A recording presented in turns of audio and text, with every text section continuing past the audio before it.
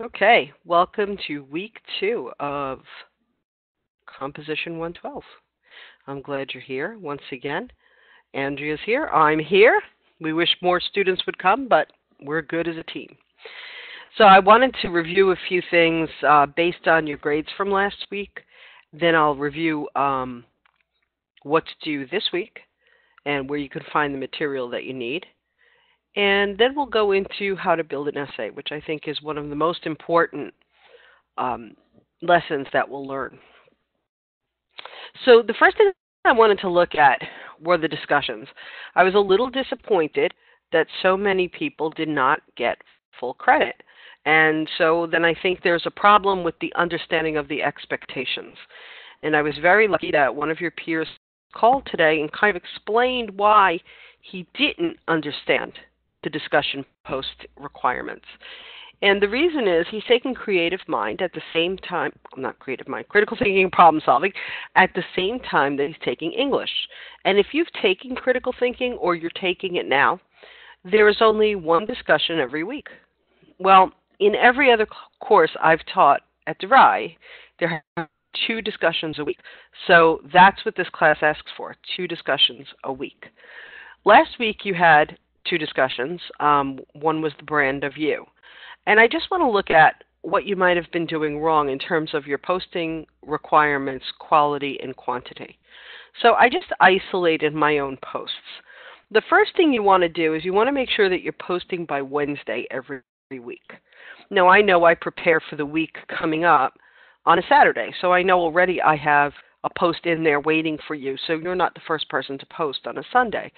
But when I was a student, one thing I would always do is post on Sunday. I want to know that I at least met that Wednesday requirement. Like, that's something I don't want to worry about. And the launch post is usually very easy. Like, you'll read the question as something you can easily relate to. You normally don't have to do too much detailed work, although I'll agree one of the discussions this week you kind of do. You have to have the introduction to your essay written. But in the meantime, you could be responding to other people. So if you haven't done that essay introduction yet, feel free to just respond to others and give them some feedback. That will get you in by Wednesday. So here, I know that my first post was on the 13th. It was before Wednesday. That's the first thing I'm looking for. And then if we look at this Barbara Monahan character, I want to make sure that she posted on 3 different days. So, I'm sorry, I prepared this in August, but so I'm seeing that she posted on the 2nd, and this looks like it's probably got some thought to it. So it's probably going to be a high quality post. This one here, well, she's going to get a different day. She posted on the 3rd. This one's on the 2nd. Not too useful, 2 or 3 sentences. That's not going to get you the full quality points. So I look down and I just keep going. Here's one. Well, this is interesting. She's asking questions of the student. If I were a student and not the instructor, because my job is to turn the conversation and keep you talking, if I was a student, I would try to answer these questions along with the person that I'm directing them to. But we're looking for unique ideas. So here she is on the 5th. I already know that she posted on 3 different days. I saw the 2nd, the 3rd. I'm now seeing the 5th. So this is good. And I can see here that there's a lot of detail, and that's what we're looking for in terms of quality. So you're going to get 2 points every week for posting by a Wednesday. You're going to get up to 6 points, 2 points apiece, for posting on 3 different days. So each day is worth 2 points, right? And then I look at the quality of each of those 3 posts. So I look for the 3 days where you would have the most high quality work. And I put that in the feedback every week. Either I'll say, great job, excellent, remember to continue posting, you're doing the right thing. Or I'll say, you didn't get full credit this week, but you can get full credit next week. Let me show you how you scored and what you need to do in order to meet full credit. So Andrea, since you're still the only one with me, do you have any questions? No, ma'am. Good. Okay, so we'll move along. Now you understand that. In the announcements, I just want to show you. I'm getting over a cold, so try to bear with this voice here. Every week I'm going to invite you to this huddle, and if you open this announcement, the link is right there. We hope more people will join us.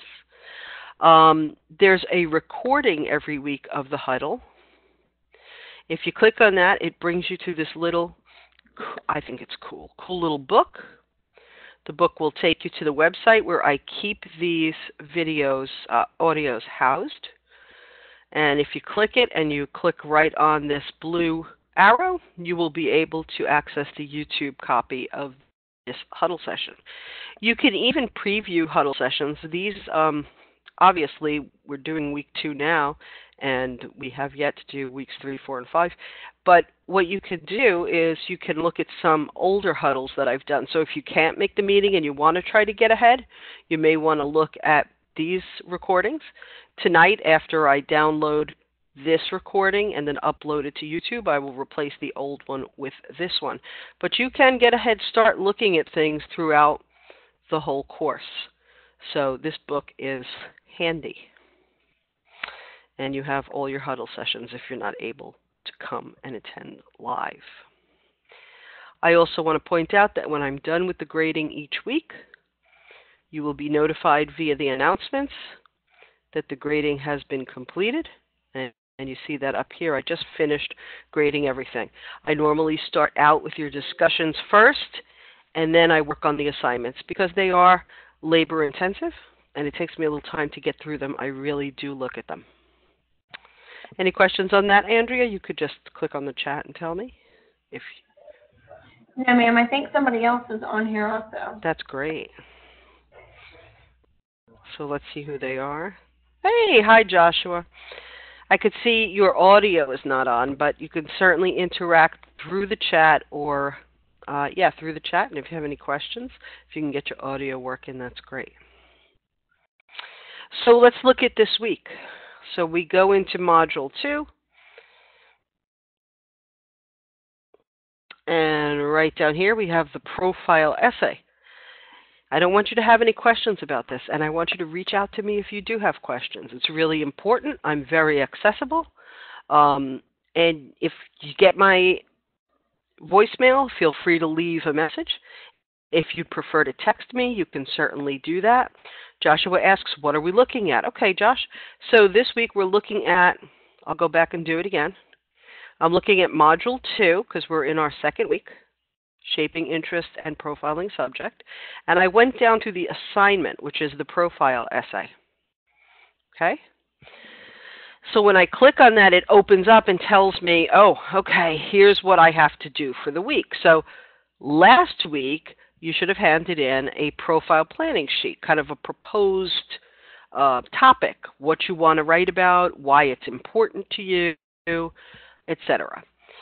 So right down here, it tells you your requirements are, you're writing a paper that is 2 to 3 double-spaced pages. It's submitted in Microsoft Word. If you submit it in anything else, I normally can't open it. So that will result in you getting a 0, and then I'll say, hi, I can't open your file. Can you please convert this into Word so that I can give you a grade?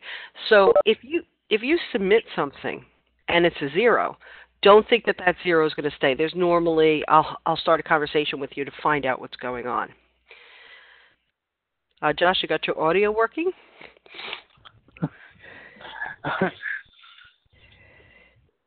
Okay. So what I want to do, I'm just going to put you on mute, Josh, but you could take yourself off, or you could ask a question in the chat just because there's background noise and we're recording this. So, okay, there's an APA tutorial that kind of tells you how to write the title page and anything else you might need, which is a good tool. I'll offer another one in the discussions this week that's even easier and more interactive. And what are you writing about? Well, you're looking back at that profile proposal or planning sheet that you did last week, and you are thinking about a person, a place, something that has some kind of significance in your community. And one of the things people are writing about are people who are making a difference in the community, events that they have attended or are important to them in their community, or sites that really people should come and see or should know more about. So you're thinking about what's important to my community or who's important to my community, and how do I write something that the people in my community would want to read if I had it published. So if you look up here, it says the subject of the profile should focus on a local person you know, a place you have visited, or an event that you have attended, meaning the subject should be a part of your local neighborhood, community, or town. Now, some people did this a little bit incorrectly. They took, like, let's say, something that's going on, like the Me Too movement. And they said, well, I want to talk about the Me Too movement because there are women in my town. And it's like, no, that's not exactly what they were asking for. Now, if you were looking at the Me Too movement and you knew of a place in your community where they were dealing with women who were victimized in this way, and you wanted to focus on that community organization, then you could connect it to something larger. But just to say, I want to write about the Me Too movement isn't enough. Do we have any questions from Andrea, Joshua, that about the assignment or the expectations? Andrea says no. Okay. Now I want to show you something that's really also very critical. If you go into the Files area, so right along this navigation panel is the Files. I have uploaded, give me a moment here to find it. Here it is, a sample. So if you click on English 112 Week 2 sample, and I think I sent this out to you guys, and if you can't find it in the file for any reason, you can always request it of me. Hey, I know you posted a sample for Week 2. Could you send it to me? I really can't find it in the files. But I'm just showing you it's here in the files. You're welcome, Andrea. She likes that I do samples.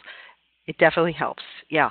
And you know, somebody made this comment in last week's pulse check, and there was a sample last week, but I wanted to make sure you had one for this week because it was a good way to remind me, hey, make sure there's samples every week. So this is a sample of an A paper. Is it perfect? No. I'm sure when you read it, you'll find little idiosyncrasies and little imperfections. But for the most part, it gets the job done, and it does it well. So there's a sample here, and I'll be uploading samples each week so that you have something to base your writing on. So that's important. So you have the sample. You're welcome, Joshua. And then here you have the rubric, and that's equally as important. So the Week 2 rubric is literally what I'm looking at when I grade your paper. So DeVry develops these courses. They develop all of the content in it. They develop these excellent rubrics. I don't write the content. And it's easy for me and easy for you to know, hey, let me do a self-assessment. Now that I've written my paper, have I achieved all of these points in writer's purpose? Have I chosen a local person, group, or event or place as the essay's objective? Do I create a unique angle and a purpose that of why I want to write about that paper? If you've met that, you earn 25 points. When I read your paper, do I feel that you're writing an essay for school or that you're really trying to reach a specific audience? So the writer meets the needs of a local community audience in terms of content, style, and tone. Think about if instead of you submitting this as a paper at DeVry, pretend that you're writing for a local journal. Everyone gets like a local paper. I just got mine today. You know, those kind of free things they throw in your mailbox. What do they write about in there? Normally, lots and lots of events, lots of church events, lots of festivals going on. Now they're starting with the pumpkins. They highlight certain people who are making a difference in the community. So that's the angle you're going for and what makes you want to read those articles. Then we look for support and development, and that's worth 20 points. The writer provides details and descriptions to show the subject's qualities and convey the dominant impression. In fact, when you're going through the discussions this week where people are posting their introductions, you should look at that. And if you can go, you want to get a high quality post, if you could say, hey, I was looking at this week's rubric, and in terms of organization, you're doing a really good job, or in terms of support and development, let me show you why it meets that criteria, or even, hey, it doesn't really meet that criteria. Maybe you want to try different words or different details. I'd like to know more about this, for example. So there's lots of ways you can get high quality posts in there. And then the organization, does the introduction grab the reader's attention? Does it introduce the subject? The body paragraphs, do they work together in support of the organization? And Josh, you and I had that conversation today when we were looking at your profile. To what degree did it seem like a cohesive paper? And, yes, we did, he says. And, one thing you can say, Joshua was very happy that he called and we were able to have that conversation, and I was very happy to hear from him. I don't want you to fail. I want to say that. I don't want you to fail. I want you to feel really confident in what you're doing, and that you can call me up. If I'm not there, or I'm teaching, or I'm in a meeting, I may send you to voicemail, but I'll get right back to you. I want you to pass, and I know you want to pass. And then style and mechanics. This is where your punctuation comes in, your grammar, your capitalization. Did you proofread your work? One thing I'm constantly telling my students is to download Grammarly for Office. Grammarly does a great job. I have it on my computer. I check my email with it. I check my writing with it. So, it's free, and you can download it, and it's a Chrome extension. It'll even check you when you're writing on Facebook, if that's the case. But you want to be as precise as possible. Does that mean 0 errors? No paper has 0 errors, not even mine. So we're just looking that you're clear and you're making that decision that you're going to proofread your work and take ownership of your work. Okay? So really important that you look at the assignment, look at the sample, and then look at the rubric. 3 steps. I thought all Microsoft Words had a way to correct you. Yes, Andrea, it does. And that's one of them. And I always use both. Grammarly does better in some areas. Microsoft Word does well in other areas. One thing I can tell you is that Microsoft Office almost always misses run-ons and fragments. I don't know why. So I use both, especially when I'm writing a paper for school or I'm writing a report for work. I don't want to be, make a mistake like that. Okay. If I just want to show you this. See, it comes right up because I'm always searching for it. This is Grammarly. Right? So this is my Grammarly. If I didn't have the extension and I just created a free account, I could even upload the paper and have them check it. Let's see if this is a sample. Every time you go through it, it's going to, right here, this is a student paper. They misspelled my last name. It kind of knew that because I guess it gets used to what you're doing. Then here it will tell you, oh, look, you have the wrong, verb form. You need have and not has. Look, you need a comma before this, or period, or whatever it is. And if you click on it, it will make that change for you. Right? When you download this, if you don't want to use the one that's on the internet, when you download it, it'll just do this in your Word document as you're typing. So this is just another tool in your arsenal. I'm glad that Andrea brought that up. So use Microsoft Word and use Grammarly. They're free and they work. Any questions, Andrea or Josh?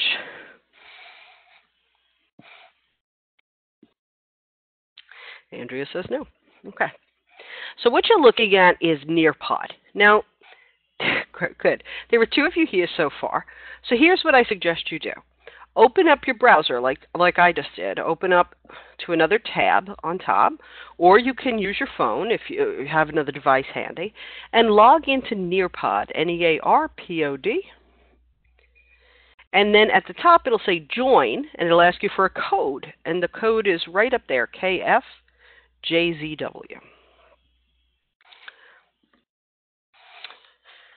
Just give me an idea if you're able to log in to Nearpod, and then we can play a little bit.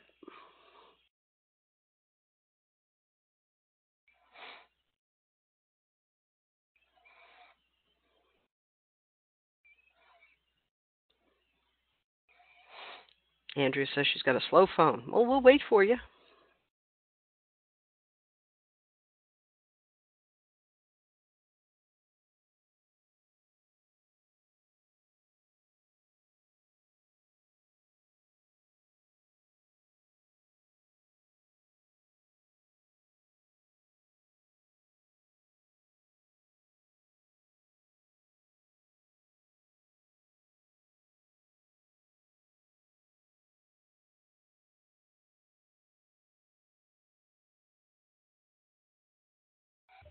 You don't have to sign in, Andrea. You can just, up in the left corner at the top, it should say enter code to join or something like that. And you would just put in the code that's here, KFJZW. I'm there, Josh says. He's ahead of you. How could that happen, Andrea?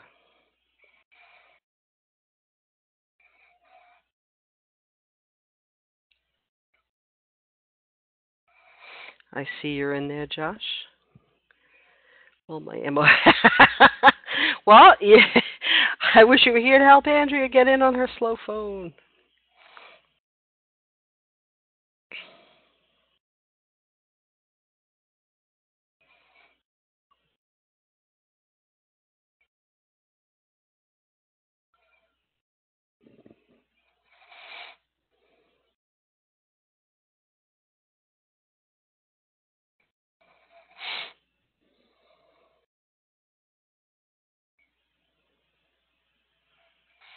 You can do it. That's what Josh says. You can do it. I like that. Had to go on the computer. Okay. We have all the patience in the world. I'm just glad you're both here.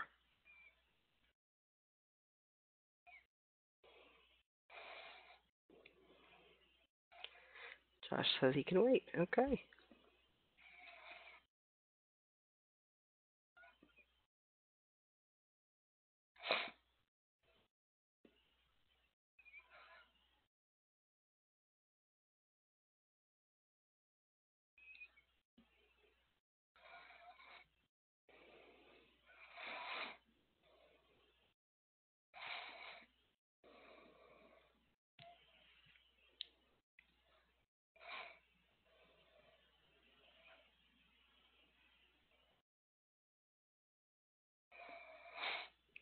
You know, I just kind of sprang this on Andrea because I told her, oh, you're the only one in the class.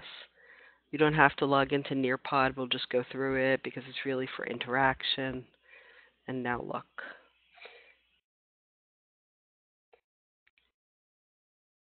It's interactive. You'll see in a moment. Andrea, you said something earlier, but I don't think I caught it. Let me take a look at the chat. Oh no, the storm is messing you up. No, you're in. I see you. You are. Okay. So do both of you see the screen right in front of you that says Nearpod English 112? And do you see me changing the view now? All right. So you should see a pyramid up on your screen. And you see it's moving around. In fact, if you click on it, you should be able to move it yourself and have a look at that pyramid all the way around. And I bet what you're questioning is, when did I sign up for a course in Egyptology? Like, what in the world does this have to do with writing? Well, I'll ask you this. Now, you can type right into the white box, describe the physical attributes of a pyramid. Just think of as many things, just from what you just saw, that you notice about the shape of the pyramid.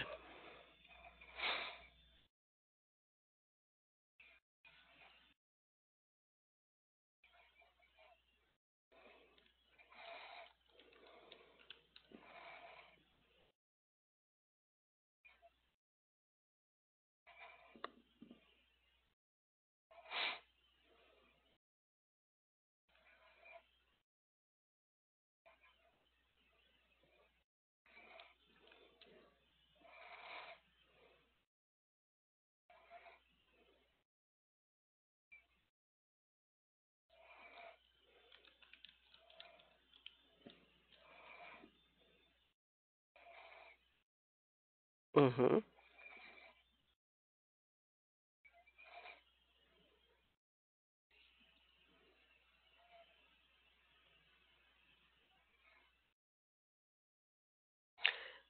You can't interact. You can't type in that screen there, Josh.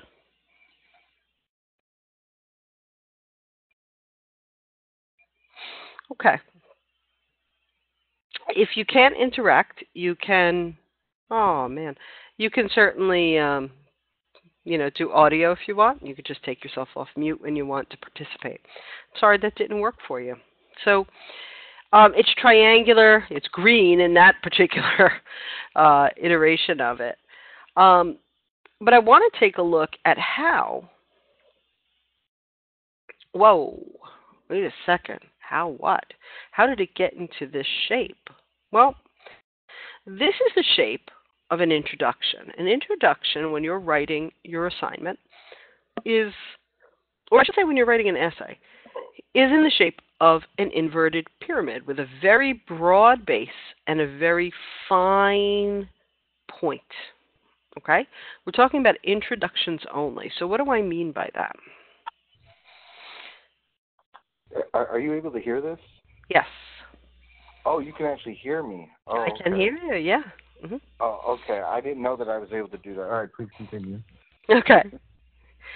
So why is an essay like an inverted pyramid? Well, since Josh can't participate in that, we'll just move on to me telling you. Okay.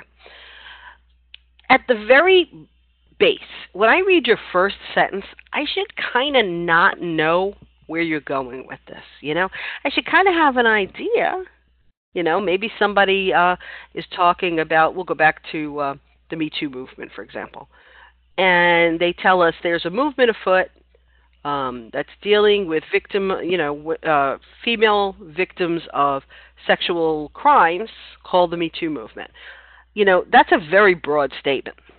I have no idea what your essay is going to be about. I don't know if it's going to be about the people involved, the organization itself, how it took off, and it's an internet, internet, it's very widely known on the internet. I have no idea from that first sentence where you're going with this. It's very broad. It's a hook, though. It's a hook. So you want to be sure that you grab the reader's attention. And how can you do that? Well, you can do it by asking a question. You can do it by stating a fact that's not very obvious, something surprising. You can use a quote. There's lots of ways to hook the reader. And then you start drilling down. And I'm just going to... Can I ask a question real quick? Absolutely. Okay, well, the question I have is how, when you're describing somebody and you're trying to do the hook, as you're saying, how far back should you go into somebody's history, and what are the most important details? Say I'm writing about somebody like I said, like a family member. If you feel like it's relevant to go back to in some point in their childhood and start the story there, is that okay? Sure. To do? It is, but you want to limit your introduction to 3 to 5 sentences, right? Now, I'm going to give you this. I said specifically, we're looking at essay writing. What you're doing this week is not an essay. You're writing a profile. There's much more leeway in writing a profile. So, eventually, this course is going to terminate with, a pretty extensive paper. So, what I'm teaching you is really long range. You can still use some of these ideas, but as far as an essay introduction for a profile, I would expect it to be, fairly long, to get us interested and motivated in what you're writing about. Oh, okay. You just said that you want your introduction to be only 3 to 5 sentences, but you're also saying you want it to be lengthy? I don't understand. Okay. What I'm saying is when you're writing an essay, right, which you're not. When you're not writing this week, what you're writing is a profile. And that's it gives you more leeway in how to write, Okay. So what we're looking at is, but by the end of the term, I've got to write this research paper. How do I do that if I don't know how to write an essay? I'm used to, I can't give you profiles every week, right? Yeah. So, yeah, if you want to start out and take a look at some of the introductions that people have written in the discussion board and see my critiques of them, because I'm critiquing as I see them and trying to give good feedback on what's working and what's not working. And I think you'll get ideas from that, Joshua. So that because I already have like 3 paragraphs for my introduction. Is that too long already? You know what? Post it and let's talk about it. Because I think if it's 3 paragraphs, you're not in an introduction. You're in body paragraphs now. Mm-hmm. You know. Mm-hmm. So let's look at the introduction, right? So we have the hook. Then we're slowly getting to that point. Notice that the sides of the triangle are going in, right?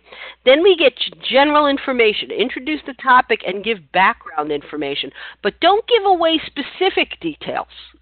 If you're writing about, let's say, President Trump, you're not going to start with, and then he became president.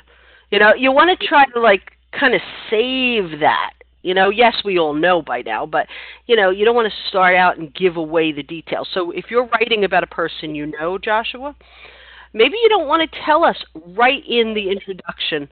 Maybe you want to save some things for later, some surprising things.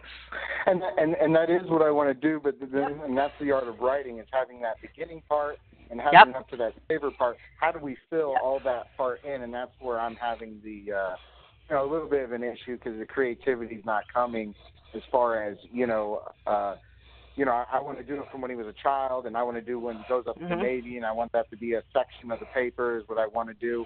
And it's like, well, do I talk about, there's a lot of information, because I already interviewed him. I already have a lot of information from him. I did an interview, and I have a lot. And it's like, well, what do I put in the paper? What's the most prudent? What's going to be the most effective for getting people to want to read the paper? And that's what I'm having trouble with, is getting interesting material, or putting it that way. Yeah. So Andrea asked a question up there, and she kind of said, "Wait, this isn't an autobiography, though. So there's got to be like a larger message." And you and I talked about that there has to be a larger message out there, right? So you want to tie this figure to something bigger, right? Okay. I know there's one, and I'm not going to give it away here on the recording, but there's one thing you told me about this person that was surprising, and I was like, oh, yay. You remember what that was. That might be the thing. This is a self-made person. This is a person who did well in life, Oh, yeah. Right? So. Well, what my angle is, I don't know if you want me to say it out loud right here, but my whole point is that, people say that the youth doesn't know work ethic anymore. Yeah. And from the littlest thing, from taking out the trash, from anything, and mine is about a man that even after retirement, he's still thinking of ways to work hard, even though he doesn't have to anymore. So the whole point of it is seeing, this work ethic. Like, we don't see it today, and the youth should take a hard look at prior generations. Very good. So, Andrea, what do you think about that as an angle? Now, that's no longer an autobiography, right? Yeah, what does she have to say? Oh, she says not an autobiography. I think his angle is great. Yep. That's very good. That's very good. So now, so then we're getting down to the thesis. So let's think in terms of if we were writing this research paper, not in terms of the profile. Andrea says, I think he was doing more than what he needs to do. He's doing a lot. Yeah. You guys got to hook up in the discussions and have these conversations. These are good. So in terms of the thesis, right, what's the whole reason you're writing the paper? And the thesis is important because it answers 2 really important questions, which we'll go over shortly. But the thesis is the fine point. You see the star at the bottom of this inverted triangle? This is the fine point of the essay. If you don't have a thesis, if you don't have that purpose for writing, why are you writing? You know what I mean? Like, sometimes I read essays and I go, there's no thesis. And what happens is the essay's all over the place. They're talking about absolutely everything. So instead of talking about, let's just go with your example, this person who was in the Navy and worked hard, they're talking about absolutely everything, and it doesn't really contribute. Like they're talking about, the time he went for a beer with Burt Reynolds or something, and you're like, wait, what did this have to do, what does this have to do with your point? Because what happens is the way the mind works, you sit and you write and everything starts coming to your mind. And you go, you don't have an editing. You're just kind of like putting everything in there. Well, if you don't go back and proofread this and say, why did I put this detail in? Does this help to support my thesis? And your thesis seems to be they should look at this person and learn about what you could achieve with hard work, dedication, and sacrifice, right? Yes, absolutely. And so when you start talking about, and by the way, he had a beer with Burt Reynolds, you're going, wait, what does that have to do with the guy's thesis? This is his whole purpose. Topic is what you're saying, staying on topic. And that thesis is so important. You write an essay without a thesis, you have no essay. You have a whole bunch of writing, but you don't have an essay. Now, okay. I am going to try to play this for you. You have to tell me if you can hear it, okay? So this would go to this device. Will it come through what we called on or the computer? It should. But let's hear if it does. Just go in the chat and tell me if it does.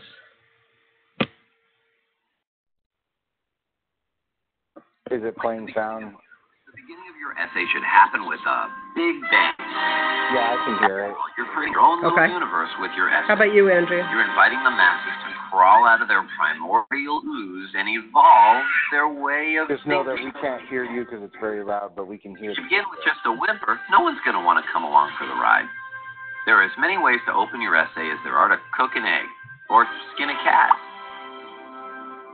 Although, if you're the type of person who skins cats, writing a graphic intro sentence is the least of your problems. The main thing you want to do is give your reader some context. Ask yourself, why are you writing this report? Because your teacher told you to is really not the right answer. Don't state the obvious, and don't open with a summary. If you find yourself saying, my essay is about, then you put a lid on that faster than you would last week's tuna casserole leftovers.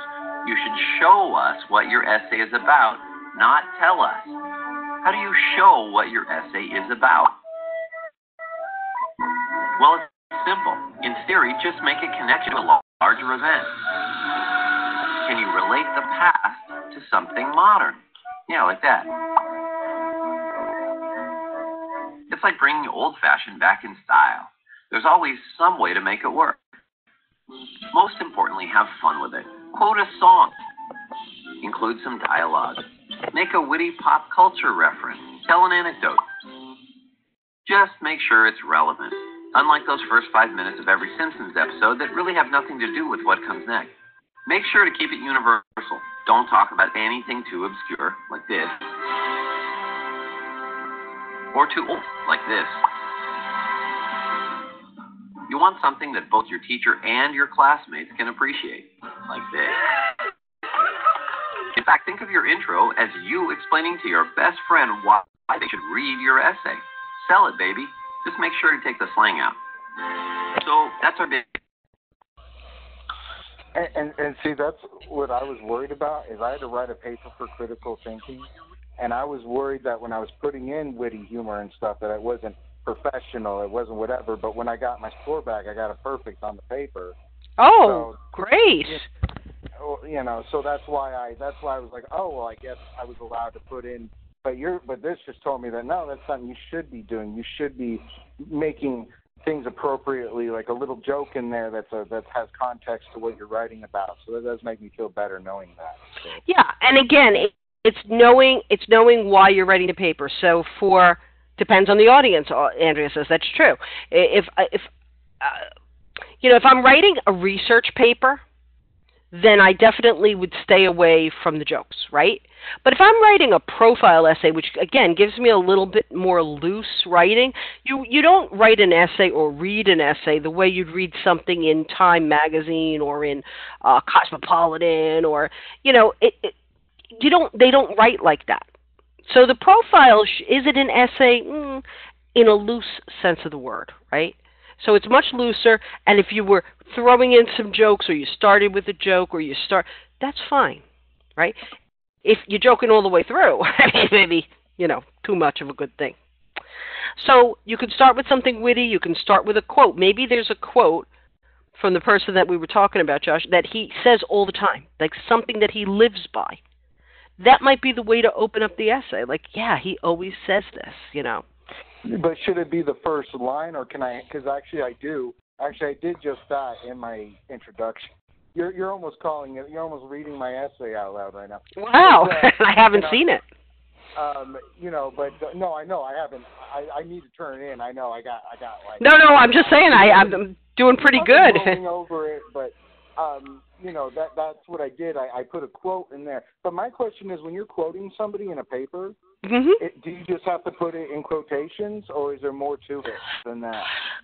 Well, again, if we're doing research, there's more to it. But writing in a profile and quoting from somebody you had an interview with, you don't have to go through all the APA documentation kind of stuff, right? Because when I quote something, are you assuming that that is coming from that person? Because I'm not saying this person said. I'm just quoting a phrase I said in there, because I am saying I'm talking to him, but I'm not saying that you know, this so-and-so said this, and then I quoted. You have to do it that way. I think it's a good risk to take, you know, like to just test yourself as a writer. And again, I'd put that in the discussions just so we can react to it. Hey, what did you think about that? Believe it or not, people like to have their stuff reviewed before they hand it in. You know, they like other people's critique of it. Sometimes you'll find, and I've found in teaching this class, that your peers are really, really helpful. They don't make fun. They really try to get you where you need to be. And then ultimately, you're the writer. You could look at their suggestions and go, I don't really like that suggestion. It doesn't work for me. Right? You're the boss. Okay. You own the paper. So we're going to move forward, and we're going to look at that thesis. I told you there were 2 questions you ask yourself when you write a thesis, right? And those are right down here. So what and who cares? So you're writing about your dad, or you're writing about the Me Too movement, or you're writing about a carnival that happens in your town. What do I care? Why should I care? I'm a member of your community. And that's not to be fresh, like to say, well, who cares? It's for you as a writer to say, am I showing them something new? Am I giving them a reason to read my paper? What is it that I can hook them with? And like you said before, maybe it's the work ethic angle, right? That you need to read this paper because you got to look up to somebody and say, if he can do it, I can do it, right? So a good thesis will provide your reader with a map to guide him or her through your work. Again, maybe not so much as important in a profile as it is in a standard essay. It anticipates and refutes counter arguments. Again, I wouldn't expect that in a profile. It avoids vague language. Anytime you use these phrases, right? I believe, in my opinion, it seems. Think about that. If you said, work ethic seems lost in this current generation, that's a strong, powerful statement. If you preface that with, I believe, or in my opinion, work ethic is lost in this generation, you weaken yourself. What, in your opinion? Okay, so it's your opinion. It's not supposed to be my opinion. You're not being very persuasive. It's almost like you're just leaving yourself an out, like, oh, I don't want to, insult you, so I'll just say it's my opinion. So would you call it like neutral writing then? Yeah. Where you're trying, okay, there you go.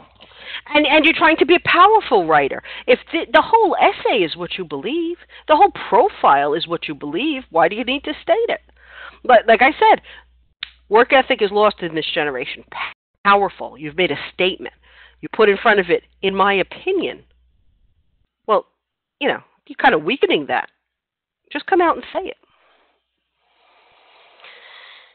All right, so we're going to look at a couple of thesis statements, and you tell me if you think they're good or bad. You can just do this in the chat, or you could say it aloud. Americans should add exercise to their daily morning routine because it not only keeps their bodies at a healthy weight, but it also reduces the risk of high blood pressure. So think to yourself, does that answer the so what, who cares? Does it give you a reason to read the paper? Does it kind of provide a roadmap of what you can expect? Well, I mean, see, the thing is, you're saying about an opinion, but an opinion's not an opinion if it's backed by science or strong credibility. Like, if you say, oh, it's your opinion that, there's gravity, or in my opinion, it's like, well, most people are going to say, well, you're correct about that. So I would say something like this isn't really an opinion. It's more backed. But see, that's maybe what I don't understand about what you're trying to say. The question is it a good thesis? Does that answer the questions of, so what? Do they tell you what they're going to write about? Do they give you a reason to care about it? Okay. No. Well, no. Well, let's look at it, right?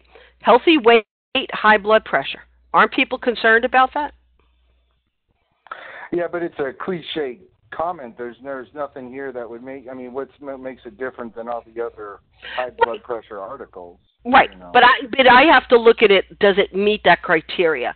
And Andrea says it's good. And your internet's glitching. I'm sorry, Andrea. Yeah, see, maybe I don't. Okay, I'll just. You'll understand. Just take a look at this. Look at the difference. Is this a good thesis? Everyone should exercise. Oh, okay. Now do you see, this one's much more detailed.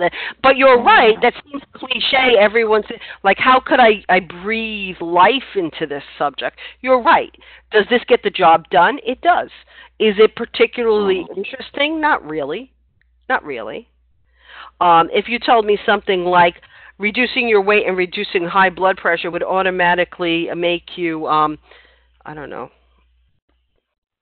grow blonde hair and become a starlet and a celebrity in Hollywood, then maybe I want to read your paper, you know what I mean? Or increases your odds for becoming a millionaire. You've made a study that most millionaires have a healthy weight and low blood pressure.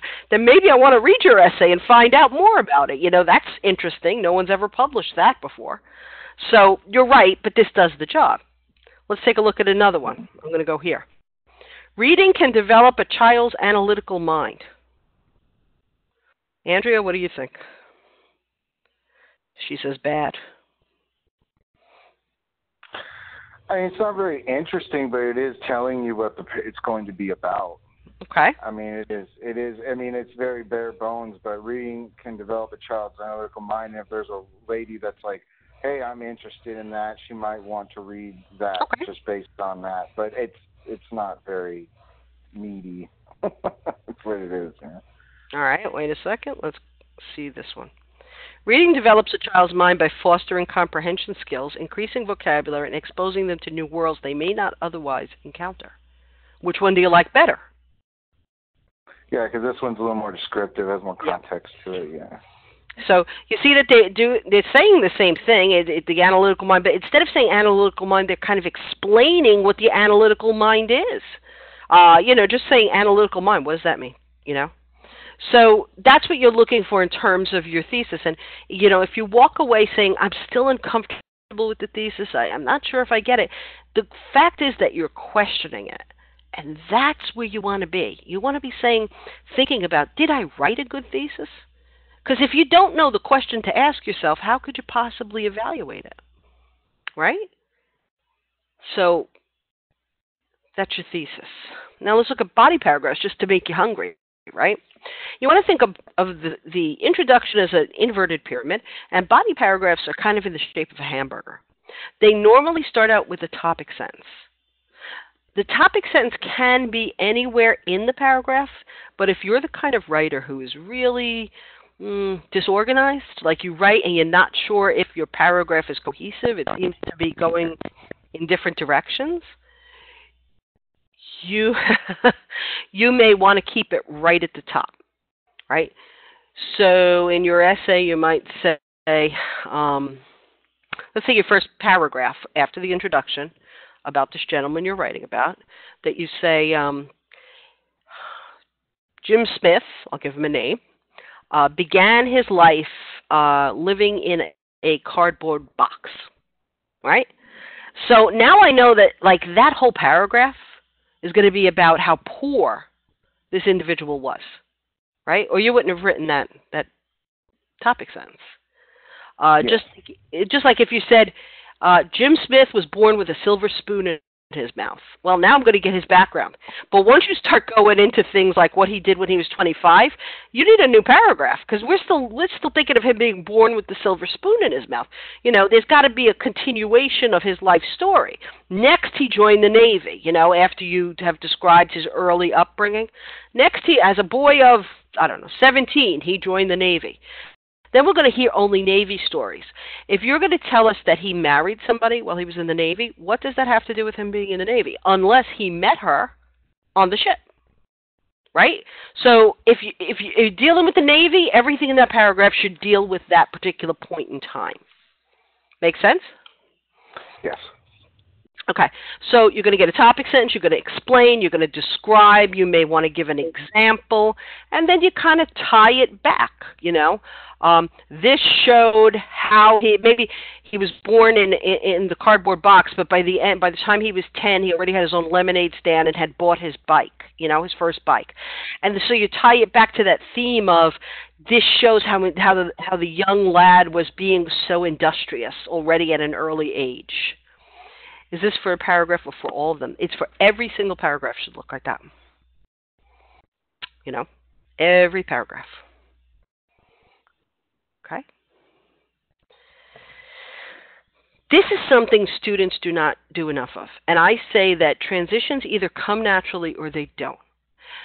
If they don't come naturally to you, you're going to see a very quick video on it. If they don't come naturally to you, you add them in at the end when you're proofreading, okay? But let's see what transition. We speak students.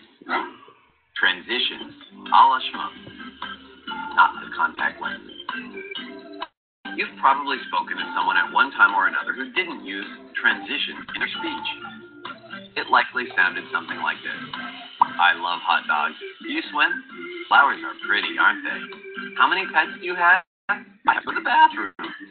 Sound like any 5-year-olds you know? What are you talking about? I've got it together. Any lawyers?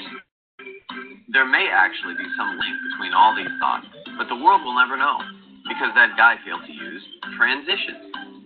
You can think of transitions as signposts that are scattered through your essay, which help your readers navigate the various ideas you introduce. Good thing I changed into my comfy shoes. They basically help make clear what one thing has to do with another, so your readers don't get lost, which is a good thing because they only have enough water to last a few days. Your goal is to craft a paper that flows so smoothly that it isn't jarring when you go from one paragraph to the next. It should feel more like a steady stream of thought than a crashing waterfall of thought. There are two major types of transitions. Those that transition through words, and those that transition through ideas. Transition words indicate a relationship between a couple of ideas. So instead of, I was just bitten by a raccoon, I've had my shot, you could say, I was just bitten by a raccoon. However, I've had my shots. The sentence doesn't change much, but it's much clearer in the second example why you switch from talking about rabid woodland creatures to your medical history. Eat 2 discarded banana peels and call me in the morning. You're establishing a connection between the two. Transitions can show contrast with words like but, however, in contrast, or whereas. They can show similarity as in additionally, also, or similarly. Or they can demonstrate a sequence. First, second, next, subsequently, or previously. But you can also transition through ideas. See how we transition there? To transition through ideas, you can make a reference to a key phrase from earlier in your paper to draw a connection. And it doesn't have to be an exact repetition of a phrase. It can simply be a restating or further exploration of a topic that was brought up previously.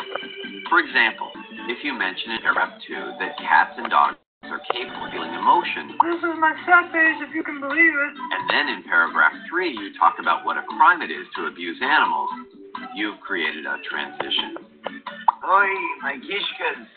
By using common or related words to make a connection between two. Okay. So The transitions are probably the most common ones, first, second, third. Those are sequential transitions. I wouldn't expect that to see that in a research paper. But certainly things like, on the other hand, as a result of, in contrast, things like that. There are loads of transition phrases online. There's lots of places that list them. You could print out a copy and just when you're going through your proofreading, say, where can I put these in that will help the reader? Should they be in every sentence? Absolutely not. Not in every sentence. But, where you see that it may be a little jarring, you might even have someone read your paper and say, do you think, do these follow? Should I put another word in there? What were you going to say, Joshua? I'm sorry? Did you have a question or anything? No, I mean, a lot of this I understand already. I kind of know it already. It's just mastering it is the problem. So that's going to happen with practice. Okay, when you're talking about transition, say I'm talking about him having a hard work life, and him saying that there's no work to be found. And then me saying he's going into town having to ride 5 miles on his bike every day. Is that like a transition where you're saying why he has to go is because of this? Is that what you're saying? You might say, if you add a transition that says, as a result, he had to go on his bike to, 5 miles, each way to find work. So that transitional expression is as a result. Like you're saying he couldn't find work, and as a result, this is what he had to do. My daughter was messing with the buttons. Okay. Okay. So, and by the way, when you write and you submit these, I will give you, when I grade it, I will give you so much feedback on what you're doing right and where you need to work. So don't be afraid. Just write it the way you think it should be. What was coming to my mind when I was thinking of transitions was, remember that phrase you said that you included in the introduction? I was thinking, I wonder if you could also include it in the conclusion, try to draw the whole paper together, like a bookend. That's a good idea. Yeah. Yes. Wow. Okay. Andrea said she was glad I reviewed her assignment and I gave her some suggestions in the feedback. So that was in the discussion board, right, Andrea? So we're back in the pyramid. See how I transition there? we've already seen these pyramids. This time they're staying right side up because last week's. Oh, thanks. Okay. So in the pyramid, right? We had it inverted. Now we have it right side up for the conclusion, because the conclusion and the introduction are mirrors of one another, okay? They're 3 to 5 sentences each in an essay, right?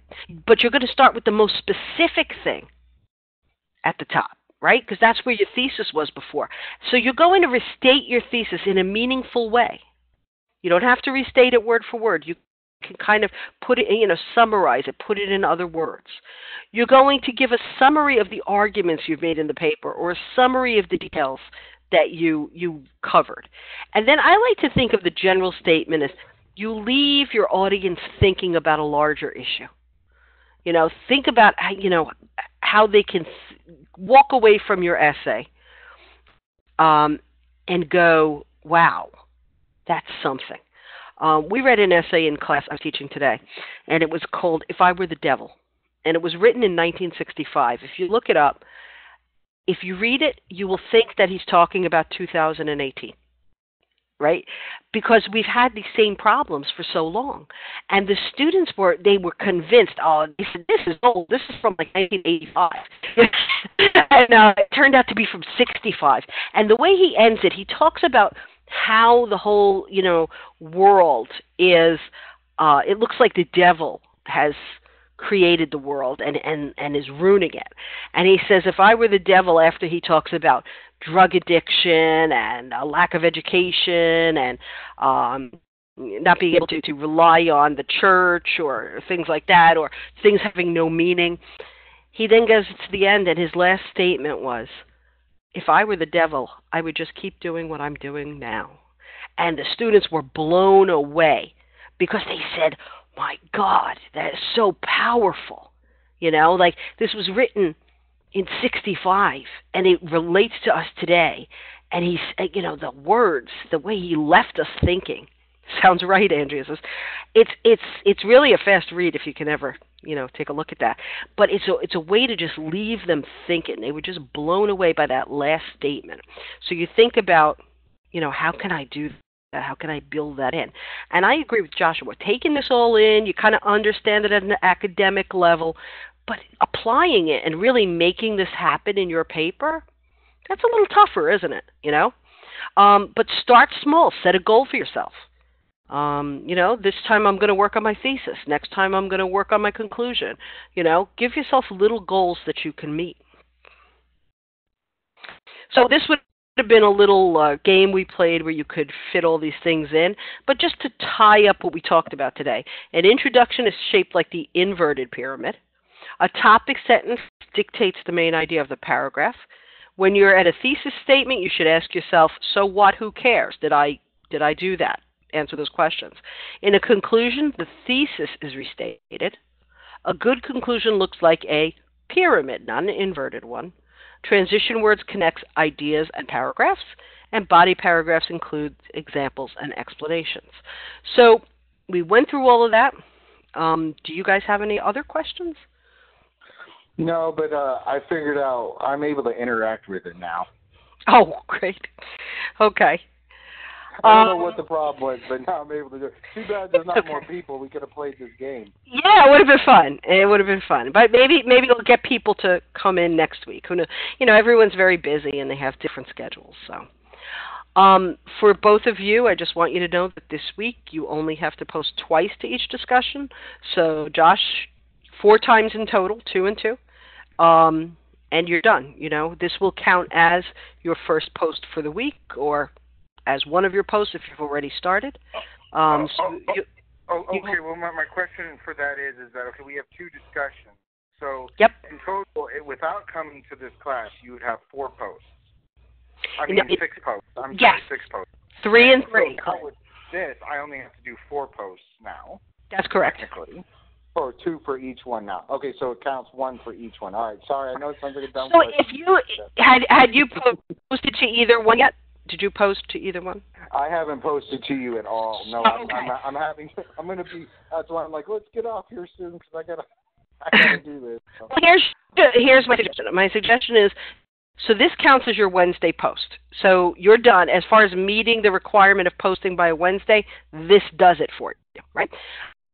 Maybe wait till tomorrow. You could go take a look at it to do your next post because it's got to be on 3 different days. So maybe we did the Wednesday. Maybe do Thursday, Friday, or Thursday and Saturday, something like that. Okay, that makes me feel a lot better because I already have it done, but I don't feel like it's quality yet, and I was going to have to throw it out there, and I wasn't ready yet. But that's good news. So good. And you see what Andrea wrote in and this is really how you create a learning community. She said, "I'm glad I'm not the only one new to all this. I told you weren't alone, Joshua." And you were brave enough to make that call today and talk to me, and that's what it's all about. Okay. Yes, because I really want this. I really want this degree. I want this. So thank you for all your help. Thank you for giving us your time right now. I appreciate it. All right. And that's great. And make sure you check in. And they ask you just 2 little questions in the pulse check, but this is something new that DeVry's doing.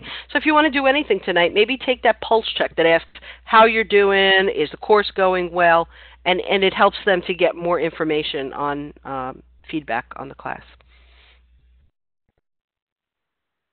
Okay. All right.